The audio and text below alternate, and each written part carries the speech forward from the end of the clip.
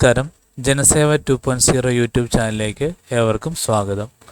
ആദ്യമായിട്ടാണ് നിങ്ങൾ ഈ ചാനൽ കാണുന്നതെങ്കിൽ സബ്സ്ക്രൈബ് ചെയ്യാനും ലൈക്ക് ചെയ്യാനും താഴെ കാണുന്ന ബെൽ ബട്ടൺ അമർത്താനും ശ്രദ്ധിക്കുമല്ലോ. പോളിടെക്നിക് വിദ്യാർത്ഥികളെ വ്യവസായ ഇന്റേൺഷിപ്പ് അപേക്ഷ 15-ാം തീയതി വരെ. സംസ്ഥാന സർക്കാർ എയ്ഡഡ് സ്വാശ്രയ പോളിടെക്നിക് കോളേജുകളിൽ 3 വർഷ 6 സെമസ്റ്റർ ഡിപ്ലോമ പ്രോഗ്രാമുകളിൽ പഠിക്കുന്നവരുടെ 6ാം സെമസ്റ്റർ പഠനം വ്യവസായ ഇന്റേൺഷിപ്പാക്കി സാങ്കേതിക വിദ്യാഭ്യാസ വകുപ്പ് വിജ്ഞാപനം പുറപ്പെടുവിച്ചു. വിദ്യാർത്ഥികളെ വ്യവസായ സ്ഥാപനങ്ങളിലെ പ്രവർത്തനങ്ങൾ അടുത്തറിയുവാൻ ഇന്റേൺഷിപ്പ് സഹായിക്കും.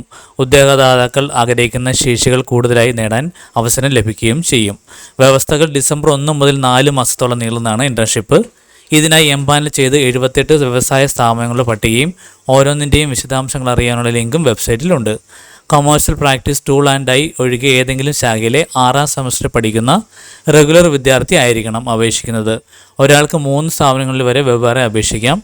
അപേക്ഷ ഒക്ടോബർ 15-നകം ഇന്റേൺഷിപ്പിന് ചുമതല വഹിക്കുന്ന അധ്യാപകനെ ഏൽപ്പിക്കണം.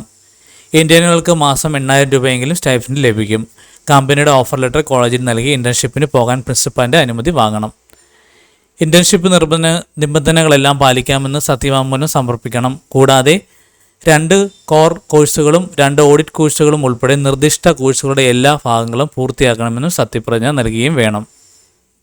കമ്പനി മാറാൻ അനുവദിക്കില്ല. ഇന്റേൺഷിപ്പ് മൂല്യനിർണ്ണയവും തൃപ്തികരമല്ലാത്ത പോയാൽ അവ ആവർത്തിക്കില്ല. 6ാം സെമസ്റ്ററിൽ പുനഃപ്രവേശനം തേടേണ്ടി വരും.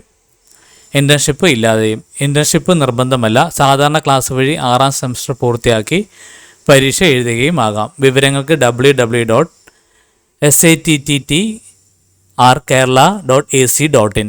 ഈ കാര്യങ്ങൾ എല്ലാവരിലേക്കും ഷെയർ ചെയ്യുക. ഇത് എല്ലാവർക്കും ഉപകാരപ്പെടട്ടെ.